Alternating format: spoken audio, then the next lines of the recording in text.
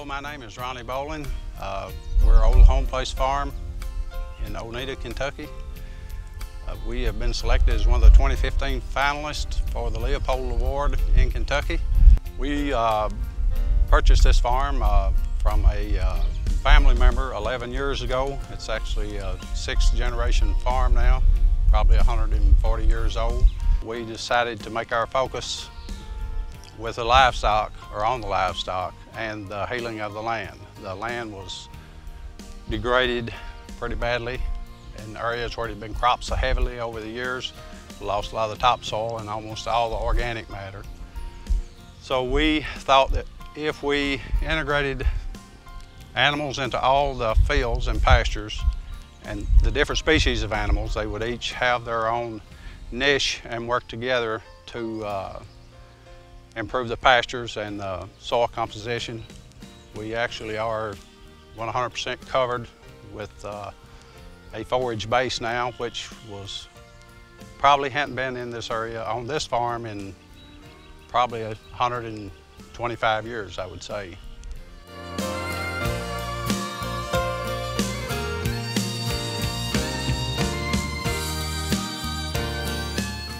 My name is Will Bowling.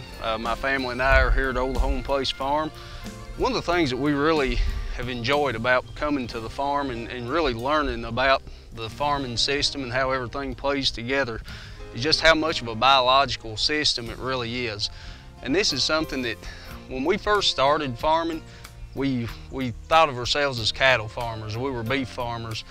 But as we've become more involved and as we've learned more, we've really come to see ourselves as not so much focusing on the cattle or even the plants and the forages as much as we are focusing on soil health. A big part of that's just keeping the soil covered all the time. And what we've come to understand is if we take care of the soil, everything else works out together.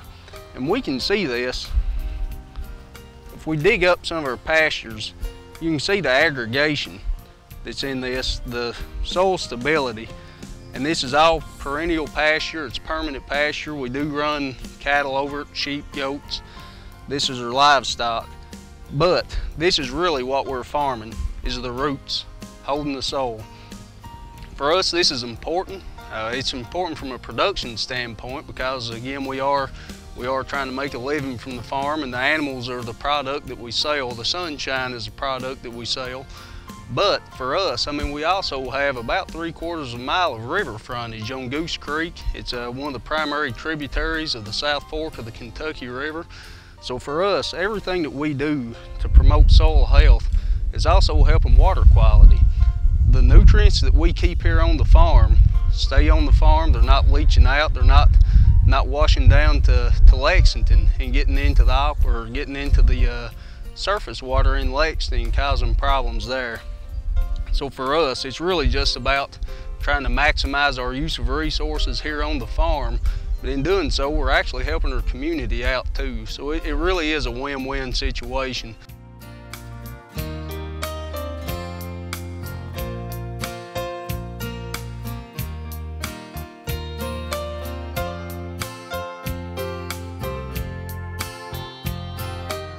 Okay, I met Ronnie about 10 years ago, and he wanted me to come out to his farm. He'd been doing, I guess, the conventional farming for years, and it wasn't working for him. So he came out and wanting to be more, I guess, self-sustainable and wanting to rotational graze. So we set him up some water facilities to be able to increase his production on more pastures. And he's been great to work with. He's been one of the, I've been working over 25 years. He's probably done one of the best jobs I've ever seen as far as his setup. It's great for somebody not to have to bush hog their fields or have to use commercial fertilizer. I mean, I guess for NRCS, that would be probably a perfect setup.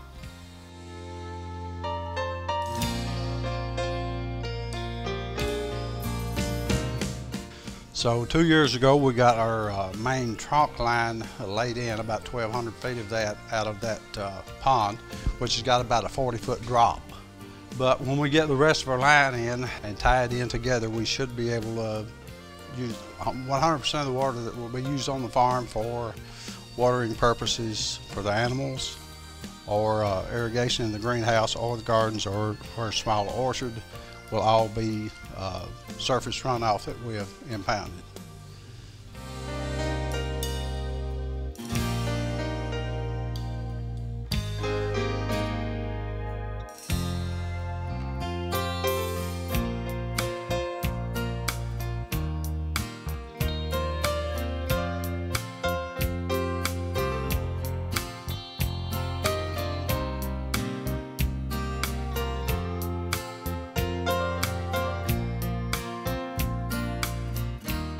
I'm standing here right now in front of one of our compost piles. This is something we started doing several years ago. We've really enjoyed learning this process.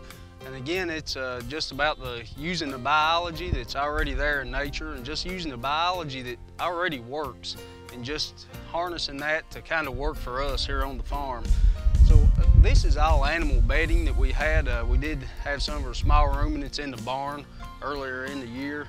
This is some of the spent bedding that we bring out and compost. We also compost on-farm mortalities when we do lose an animal. It's an unfortunate part of livestock farming. It does occasionally happen.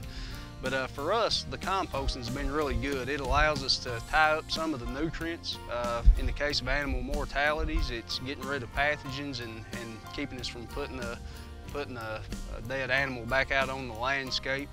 But it's really as ornate as it is, it's really simple to kind of construct it and get it going. All it takes is carbon and nitrogen. The temperature will rise. It's all microbial action going on. All it takes is carbon, nitrogen, oxygen, and a little bit of moisture. And as that starts going up, the temperature starts going up from the microbial activity. It actually gets hot enough that it'll kill any pathogens or any weed seeds that might be present in the compost, which is great. The last several years, we've had the chance to meet with the Kentucky Governor Scholar programs, anywhere from 75 to 100 students in the Kentucky Governor Scholar program, and talk to them about farming and kind of the way that we run our operation and how biology really is at the core of everything that we do. They say, you know, that doing it this way, there are fewer inputs.